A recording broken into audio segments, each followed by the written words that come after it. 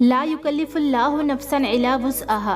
तुम्हें पता है अल्लाह तुम्हें इस आयत के ज़रिए क्या बताना चाहता है? तुम अक्सर कहते हो कि आजमाइश अब सहने के काबिल नहीं रहे, लेकिन दर हकीकत तो वो किसी भी जान को उसकी ताकत से ज़्यादा नहीं आजमाता।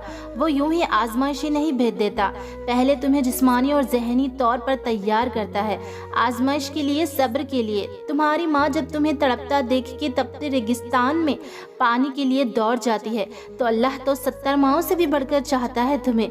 फिर कैसे मुमकिन है तुम्हें ताकत से ज़्यादा आजमा ले? आजमाइश के दौरान तुम्हारे कर्ब से भरी एक इल्तिजा तमाम कायनात की आवाज़ों पर भारी होती है। जब तुम दर्द की इंतहा में पहुंचकर अल्लाह को जिस शिद्दत से पुकारते हो, तो वो उससे कई गुना ज़्यादा शिद्दत से तुम्हें सुनता है। तुम खुद को कमज़ोर समझते हो, लेकिन हकीकत में अल्लाह ने तुम्हें मजबूत बनाया है, इतना मजबूत कि तुम उसकी भेजी गई हर आजमाइश पर पूरा उतर सकते हो।